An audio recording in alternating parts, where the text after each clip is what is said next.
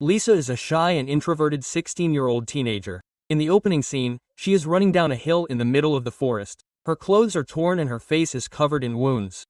Suddenly, she trips on a step and falls several meters down. With what strength she has left, she begs someone for help and loses consciousness. In the next scene, Lisa is in the hospital. The severity of her injuries is clearly visible in broad daylight. Fortunately, a passerby finds her in the forest and takes her to the hospital. Outside, two police officers are discussing the case. Judging from previous reports of bullying, the police are certain that Lisa was bullied by the girls at her school. But before they can move forward with the case, they will have to get an official statement from Lisa. They have also tried to contact Lisa's parents, but it turns out that her mother died a few years ago and her father is abroad. He is not involved in her life and would not care if she died. When she regains consciousness, the police chief detective, Mr. Kim, introduces himself. He asks her several questions about her health and the incident that happened the previous day, but Lisa remains silent throughout the interrogation. They are interrupted by her guardian, Mrs. Lee. She insists that the officer leave and let the girl get some rest. The malice in her intention is clear as she tries to prevent Lisa from revealing who really did this to her. Mr. Kim then notices three middle-aged women at the door. They are the mothers of the girls suspected of harassing Lisa. He assumes that they want to threaten Lisa or bribe her into keeping quiet. He asks them to leave, as they are not legally allowed to see the victim. But the women are insistent. Their husbands are people with power and money, which makes them believe that their daughters can get away with anything. Mr. Kim claims that his daughters were the ones who invited Lisa to the mountain, but the mothers nonchalantly declare that the girls were just hanging out. When the argument heats up, Lisa asks them to leave because she wants to rest. After the incident, the homeroom teacher, Mrs. Lee, meets with the school principal. They both know full well that Lisa was bullied. In order to save the school's reputation, the principal wants Mrs. Lee to transfer Lisa to another school when she returns. He hides his corruption by pretending to be concerned about the future of the bullies. A few weeks later, Lisa recovers from her injuries and is finally able to walk. Mr. King has tried to ask her about the incident several times in the past week, but Lisa has yet to break her silence. Due to the lack of hard evidence, the case is handed over to a school counselor and the bullies are set free once again. One night, Lisa lets her negative thoughts get the best of her. She tries to do the unthinkable, but is stopped when a woman enters her room. The woman is the school counselor, Mrs. Somi. Somi has seen many students like Lisa and has helped them continue living after being traumatized by similar incidents. She is not like any other counselor. She was bullied at school too and knows what it feels like to be weak. Therefore, she helps her students get revenge on their bullies. She initially does not seem to feel sorry for Lisa, making her remember the events of that night, which in turn causes Lisa to break down in tears. When she calms down, So asks her to stay alive until she returns. On the day Lisa is discharged, she is visited by the leader of the bullies, Nayeon. She has brought her new school uniform knowing that the old one is torn. The girl shows no remorse for almost killing Lisa and tells her that she would be better off dead. Before leaving, she also threatens her to stay away from the police. After she leaves, Somi enters the room. Having overheard the entire conversation, she takes Lisa home and helps her settle in.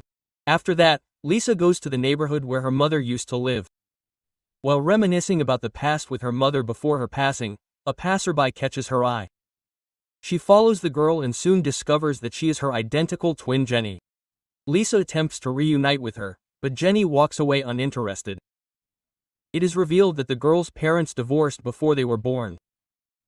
The couple did not get along, so the father never wanted anything to do with Lisa or Jenny, but over time, the mother's financial situation worsened. Therefore, he left Lisa at her father's house and began living with Jenny. The sisters never saw each other again after the incident and Lisa had to live with her father, who considered her a burden. The next day, Somi follows Jenny to a store and sees her shoplifting. She stops her outside and asks for her help. Even when she tells him that her sister was almost bullied to death, Jenny remains uninterested in the conversation. She only agrees to help when Somi offers her money. In the afternoon, the three of them meet at So's house. She suggests that they live together for a week or so until the plan comes to fruition. Jenny is excited about the idea but accepts anyway, but then she is told that she will have to go to school pretending to be Lisa in order to teach the bullies a lesson. Jenny dropped out of school a year ago. No amount of money is worth going back to school for her. She refuses to cooperate and storms out of the apartment. A few minutes later, she receives a video in a group chat. The video is of Lisa being bullied. A group of girls rip her clothes off, push her to the ground, and kick her repeatedly, while a girl with an obnoxious laugh records the whole thing. This enrages Jenny so much that she returns to the apartment and calls Lisa a coward. The video reminds Lisa of the traumatic night and causes her to hyperventilate. Seeing her twin in such a state, Jenny can't help but feel bad for her. With great determination, she asks Somi where she can find the girl with the obnoxious laugh. The next day, she goes to school pretending to be Lisa. Her classmates notice the obvious change in her behavior, but no one pays much attention. That is until the group of bullies enter the classroom. Bully Nyan excitedly sits down at Jenny's desk and calls her adorable for coming back to school. From her laughter, Jenny realizes that Nayeon is the girl in the video and the one who caused everyone else to bully Lisa. When the bully starts to get too much, Jenny tackles her to the ground with a single slap, then grabs her by the hair and sits on top of her, telling her to laugh again. After that, she records a video of herself while strangling her at the same time. Her fellow bullies can't help but back away in fear. They only stop when Mrs. Lee intervenes. She takes them to a private room to discipline them. But Jenny is someone who obeys her teachers. When she and Mrs. Lee are alone, Jenny approaches with a pen, subtly threatening to stab her. Mrs. Lee stammers in fear as Jenny confronts her about her injustice towards Lisa. Later that day, Jenny returns home and shows Lisa the video of Nyan. Lisa doesn't know how to feel about it because she doesn't support violence, even when it's directed at her biggest bully. Somi warns Jenny not to do something like that again because she could get her sister in trouble if she had only seen the scene with the pen. The next day is the twins' birthday. They buy each other a cake and bond for the first time in their lives. Lisa tells Jenny how hard her life has been because she never received any love from her parents. Jenny feels sorry for her, as living in poverty with her mother hasn't been ideal either.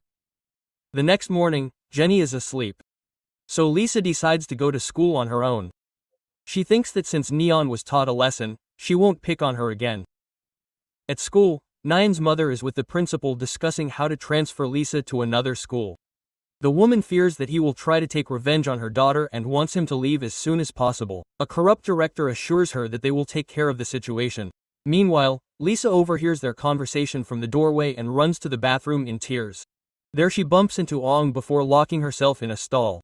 Nyan, who has been wanting to get revenge, throws a bucket of water at him. No way. Lisa returns to the wet house and collapses to the floor exhausted. Somi helps her while Jenny burns with rage. She immediately calls Nayeongal to Lisa, who ends up on the internet.